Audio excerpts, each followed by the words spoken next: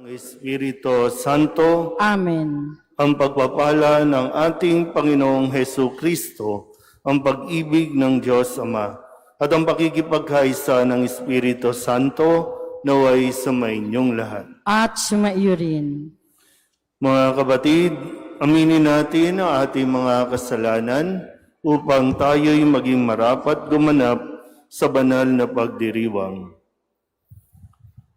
Inaamin ko sa makapangyarihang Diyos at sa inyo mga kapatid, na lubha akong nagkasala sa isip, sa salita at sa gawa, at sa aking pagkukulang.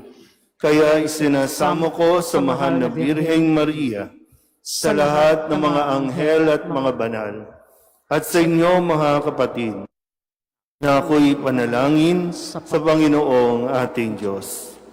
Kaawaan tayo ng makapangyarihang Diyos, patawarin tayo sa ating mga kasalanan, at patnubayan tayo sa buhay na walang hanggan. Amen.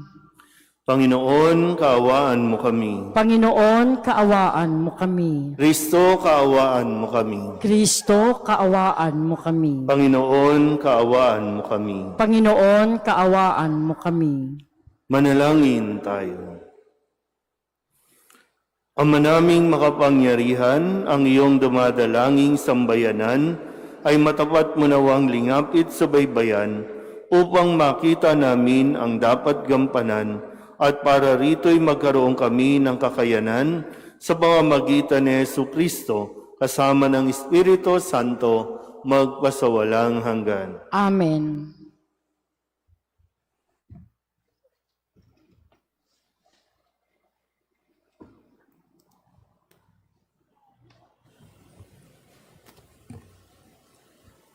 Ang simula ng sulat sa mga Hebreo. Noong una, nagsalita ang Diyos sa ating mga ninuno sa iba't ibang panahon at sa iba't ibang paraan sa pamamagitan ng mga propeta. Ngunit ngayon, siya'y nagsalita sa atin sa pamamagitan ng kanyang anak. Sa pamamagitan ng anak ay nilikha ng Diyos ang sansinukob, at siya ang itinalaga na magmamay-ari ng lahat ng bagay. Ang anak ang maningning na sinag ng Diyos, sapagkat kung ano ang Diyos, ay gayon din ng anak. Siya ang nag-iingat sa sansinukob sa pamamagitan ng kanyang makapangyarihang salita. Pagkatapos niyang lisanin, linisin tayo sa ating mga kasalanan, siya'y lumuklok sa kanan ng Diyos ang makapangyarihan sa lahat. At kung paanong hindi nadihamak ang pangalang ibinigay ng Diyos sa anak, gayon din siya'y higit na dihamak sa mga anghel, sapagkat hindi kailanman sinabi ng Diyos sa sino mang anghel, "Ikaw ang aking anak, ako ang iyong ama." Ni hindi rin niya sinabi sa kanino man sa mga anghel, "Ako'y magiging kanyang ama, at siya'y magiging anak ko." At nang susuguin na ng Diyos ang kanyang bugtong na anak sa sanlibutan, ay sinabi niya, dapat siyang sambahin ng lahat ng anghel ng Diyos. Ang salita ng Diyos. Salamat sa Diyos. Ang Panginooy sambahin ng lahat ng niyang mga anghel. Ang Panginooy sambahin ng lahat niyang mga anghel. Ang poon ay maghahari, magalak ang kalupaan. Lahat kayong mga pulo ay magsaya at magdiwang. Kaharian niya'y tapat at saling sa katarungan. Ang Panginooy sambahin ng lahat niyang mga anghel. Sa langit ay nahahayag yaong kanyang katuwiran. Sa tupa ay makikita ang kanyang kadakilaan. Mga Diyos-Diyosan nila'y yuyuko sa may kapal. Ang Panginooy sambahin ng lahat niyang mga anghel. Ikaw, Poon, ay dakila at hari ng buong lupa. Dakila ka sa alinmang mga Diyos na ginawa. Ang Panginooy sambahin ng lahat niyang mga anghel. Magsitayo na po ang lahat.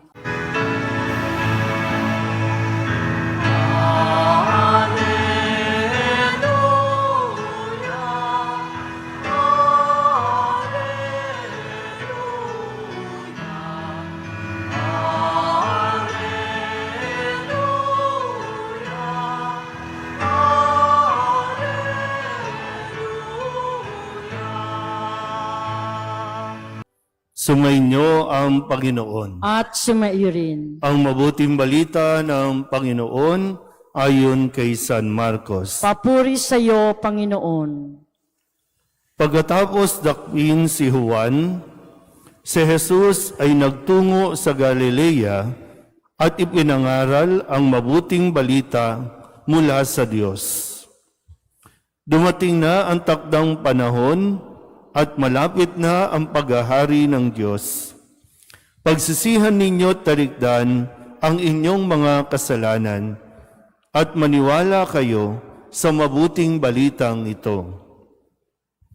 Samantalang naglalakad si Jesus sa tabi ng lawa ng Galilea, nakita niya ang magkapatid na Simon at Andres na naghahagis ng lambat. Sila'y mangingisda. Sinabi ni Jesus, "Sumama kayo sa akin at kayo'y gagawin kong mamamalakaya ng tao." Pagdakay, iniwan nila ang kanilang lambat at sumunod sa kanya. Nagpatuloy siya ng paglakad at sa di kalayuan ay nakita niya ang magkapatid na Santiago at Juan, mga anak ni Zebedeo. Sila'y nasa kanilang bangka at naghahayuma ng mga lambat. Tinawag din sila ni Jesus at sumunod naman sa kanya. Iniwan nila sa bangka ang kanilang ama, kasama ng mga taong upahan. Ang mabuting balita ng Panginoon. Pinupuri ka namin, Panginoong Heso Kristo.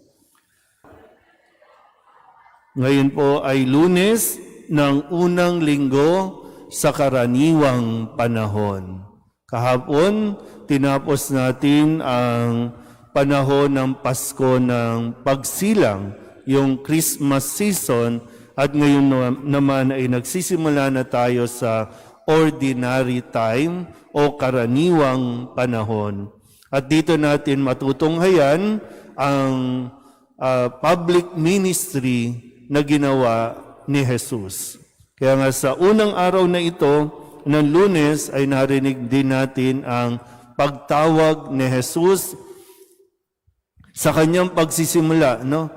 Matapos niyang tanggapin ang binyag na binigay sa kanya ni Juan Bautista, ngayon naman ay magsisimula na siya sa paglalakbay niya, magsisimula na siya sa kanyang misyon na magpahayag ng pagsisisi at pagtalikod sa kasalanan at ang pagpapahayag ng mabuting balita.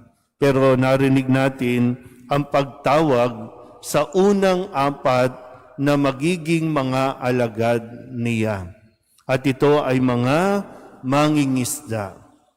Yung mga magkapatid na Andres at Simon, si Santiago at si Juan, mga mangingisda.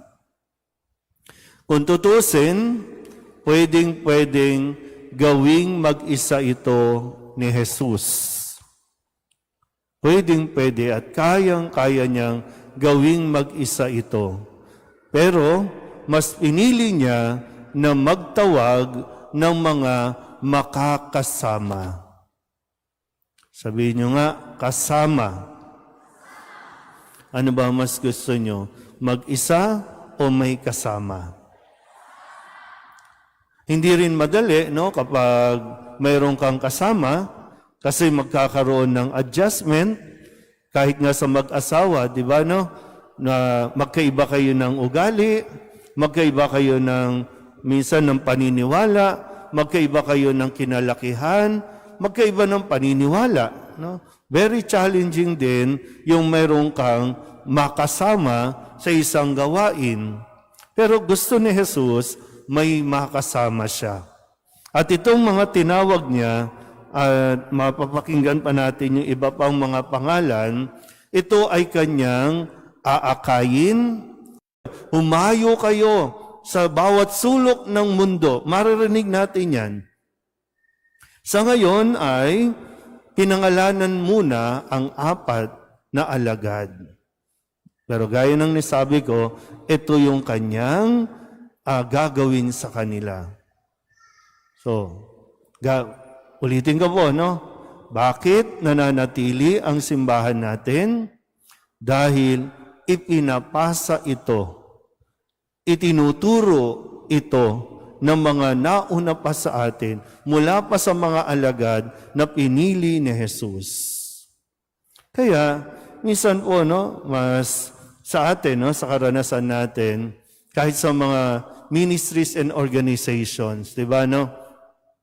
Kapag nawala na, kasi minsan ayaw magpapalit, di ba, no? Ayaw magpailik, no? Kasi gusto niya siya lang, walang tinitrain. Kumbaga, gusto niya siya lang. Kaya kapag namamatay na ang isang leader, nawawala na yung organisasyon. Kasi wala kang training. Wala kang kasama. Gusto mo, ikaw lang. So, kung dito lang, no, sa konteksto nito, yung wisdom kasi, bakit kailangan may kasama? Para may matrain ka. Kasi hindi ka panghabang buhay dito. Iiwanan mo ang mundong ito, iiwanan mo din ang kinabibilangan mo. Pero ano nga mangyayari kapag nawala ka? Kaya nga, sa mga magulang, ngayon, nasa paghahanda tayo ng kapistahan ng Santo Niño bilang bata, na mismong si Jesus dumaan sa pagkabata, dumaan sa kailangan niyang makinig, kailangan siyang turuan. Ang tanong, ang mga bata ba tinuturuan natin? Ang mga bata ba isinasama natin sa ginagawa natin? Ano ba? Sa pagsisimba, isinasama ba natin para mamulat sila sa pananampalataya na ating pong ginagawa? O mas maganda doon na lang sila sa bahay, humawak na lang sila ng gadget, mag-cellphone na lang, mag-computer na lang, tayo okay na tayo. Kaya kapag nawala na yung mga magulang, yung mga anak, hindi rin nagsisimba kasi hindi nga nahubog, hindi isinama. Nakukuha ba? Umalinsing na yung pang-offertory. Di ba? Yung wisdom, no? Kaya nga sa simbahan, tinuturo na, hindi sa ayaw kayo. Kahit nga kami mga pari, di ba? Kailangan may natitrain. Mayroon dapat na hinuhubog para magpari, magpag-aralin o magpaaral sa seminaryo dahil para may pumalit, para may magpatuloy. So hindi minsan kasi pag napapalitan, nagtatampo, ayaw nang pumunta ng simbahan, dala-dala pa buong organization, ay huwag kayong pumunta dyan. So wala na. Saan ba talaga tayo nakasentro? Sa mabuting balita. Yan ang ginawa ni Jesus. Kaya tuloy. Ito ang simbahan natin. Ano ba? Sa panahon ba natin matatapos ito o ipagpapatuloy natin? At hindi lang ito gawain ng isang tao. Na madali lang sana, no? Minsan pag matatigas ang ulo, alisin ang mga yan. Kaya ko na itong mag-isa. Tahimik pa. No? Pero, di ba, nandun kasama yung challenge. Nandun yung mas natututo rin tayo sa pakikisama natin sa iba. Pero mula sa atin nawa, no? Huwag nating solohin. Huwag nating gawing ako lang, kundi tayo. Hindi tayo exclusive. Tayo ay inclusive. Maging bukas tayo na pagdating ng araw, kailangan mong ipasa, kailangan mong ibigay sa iba ang gawain ng Diyos. Gawain ito ng Diyos, hindi natin ito gawain. Amen?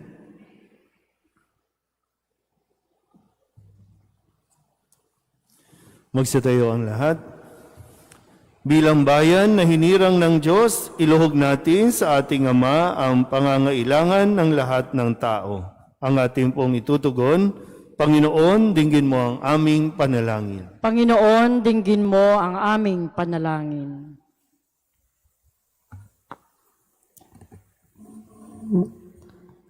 Ang mga pastol ng simbahan na tinawag ng Diyos upang mamalakaya ng mga tao naway makaharap sa mga hamon ng pagbabago sa pamamagitan ng pagpapahayag ng Ebanghelyo. Manalangin tayo sa Panginoon. Panginoon, dinggin mo ang aming panalangin.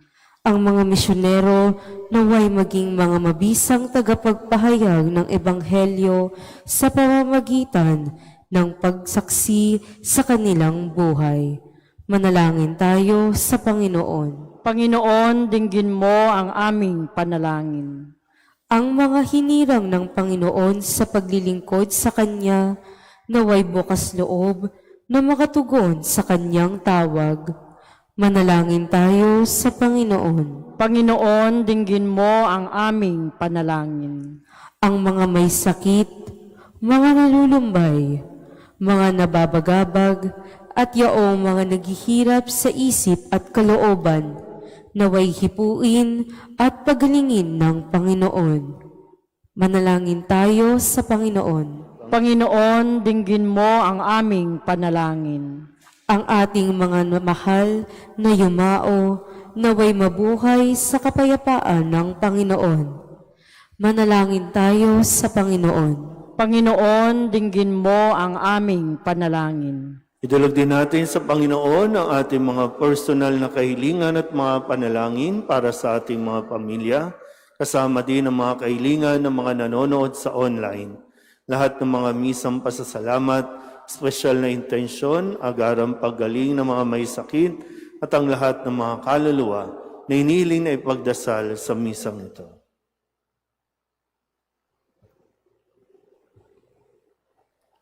Ang lahat ng ito iniling namin sa ngalan ni Kristo, ang aming Panginoon. Amen.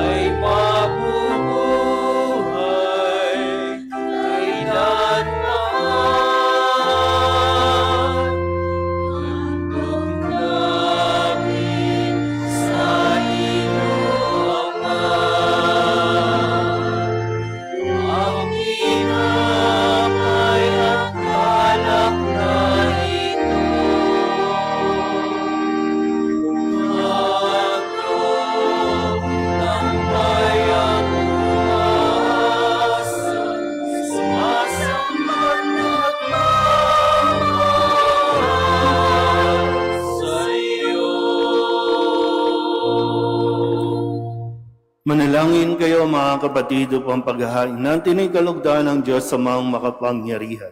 Tanggapin nawa ng Panginoon itong pagkahain sa iyong mga kamay, sa kapurihan niya at karangalan sa ating kapakinabangan at sa buong sambayanan niyang banal.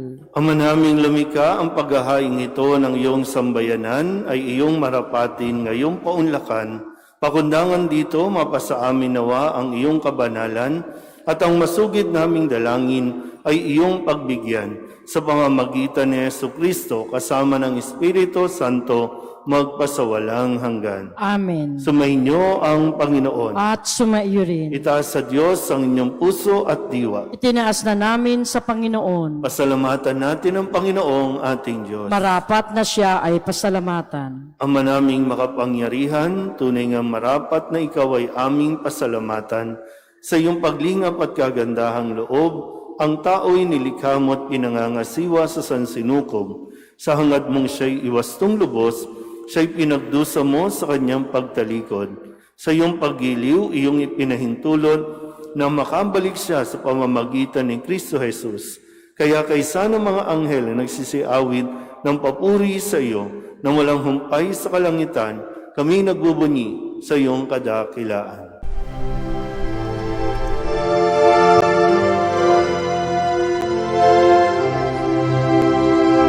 Santo, Santo, Santo, Panginoong Diyos makapangyarihan, napupuno ang langit at lupa ng kalwalhatian mo. Hosana sa kaitaasan, pinagpalang na paririto sa ngalan ng Panginoon. Hosana sa kaitaasan.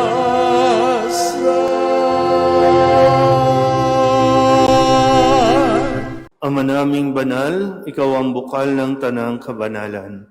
Kaya't sa pamamagitan ng iyong Espiritu, gawin mong banal ang kaloob na ito upang para sa aming maging katawan at dugo ng aming Panginoong Heso Kristo. Bago niya pinagtiis ang kusang loob na maging handog, hinawakan niya ang tinapay, pinasalamatan kaniya, pinaghati-hati niya iyon, iniabot sa kanyang mga alagad at sinabi,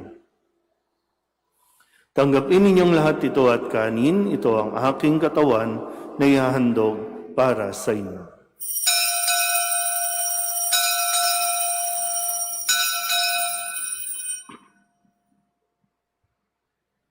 Gayun din naman, nung matapos ang hapunan, hinawakan niya ang kalis, muli kaniyang pinasalamatan.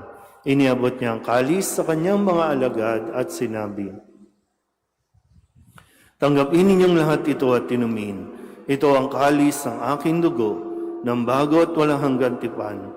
Ang aking dugo na ibubuhos para sa inyo at para sa lahat, sa ikapagpapatawad ng mga kasalanan. Gawin ninyo ito sa pag-alaala sa akin."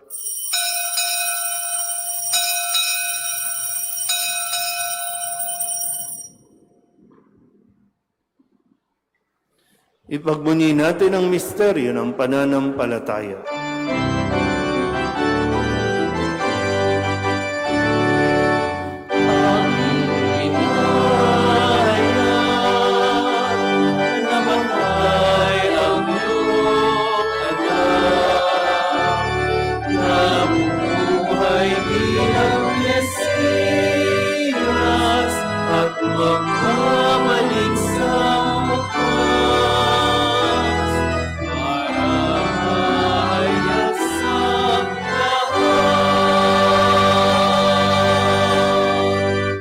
Ama, ginagawa namin ngayon ang pag-alaala sa pagkamatay at muling pagkabuhay ng iyong anak, kaya tiniaalay namin sa iyo ang tinapay na nagbibigay buhay at ang kalis na nagkakaloob ng kaligtasan.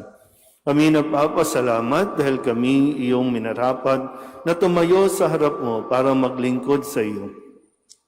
Isinasamo namin kami magsasalo-salo sa katawan at dugo ni Kristo ay mabuklod sa pagkakaisa sa pamamagitan ng Espiritu Santo.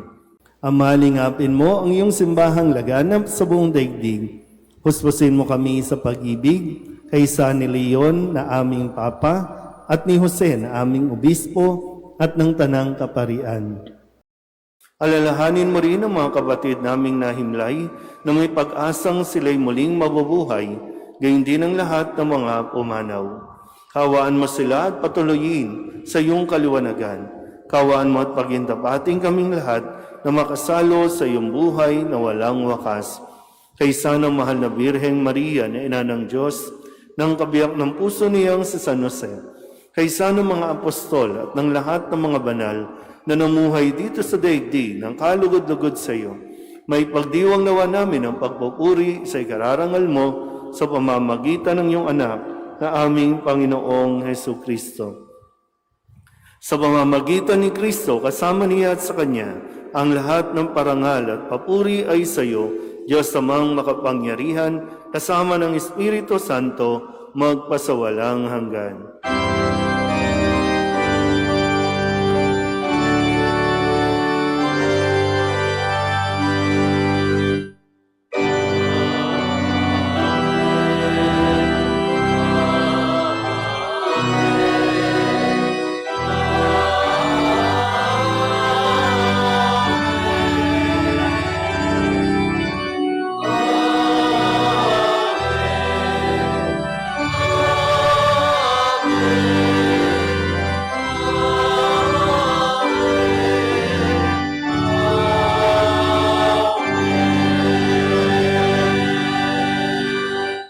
Sa tagubilin ng mga nakagagaling na utos at turo ni Jesus sa Panginoon natin at Diyos, ipahayag natin ang lakas loob.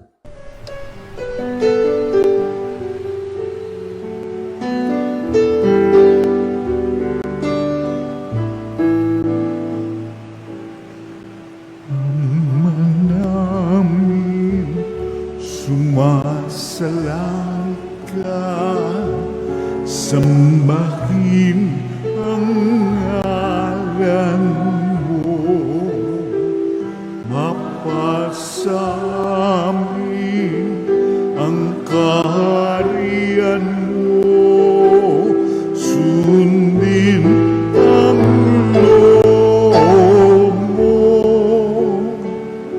dito sa lupa para nang sa langit. Bigyan mo po kami ngayon ng aming kakanin sa araw-araw at patawarin mo kami sa aming mga sala, para ng pagpapatawan namin sa nagkakasala sa amin, at huwag mo kaming ipagdulot sa tukso, at yadya mo kami sa lahat ng masama. Hinihiling namin kami iadya sa lahat ng masama, pagkalooban ng kapayapaan na araw-araw, iligtas sa kasalanan at ilayo sa lahat ng kapahamakan, samantalang aming pinananabikan ang dakilang araw ng pagpapahayag ng tagapagligtas naming si Hesu Kristo. Sapagkat iyo ang kaharian at ang kapangyarihan at ang kapurihan magpakailanman. Amen. Panginoong Hesu Kristo, sinabi mo sa iyong mga apostol, kapayapaan ang iniiwan ko sa inyo, ang aking kapayapaan ang binibigay ko sa inyo. Tunghayan mo ang aming pananampalataya at huwag ang aming mga pagkakasala. Pagkalooban mo kami ng kapayapaan at pagkakaisa ayon sa iyong kalooban, kasama ng Espiritu Santo, magpasawalang hanggan. Amen. Ang kapayapaan ng Panginoon ay laging sumainyo. At sumaiyo rin. Magbigayan po tayo ng kapayapaan sa isa't isa.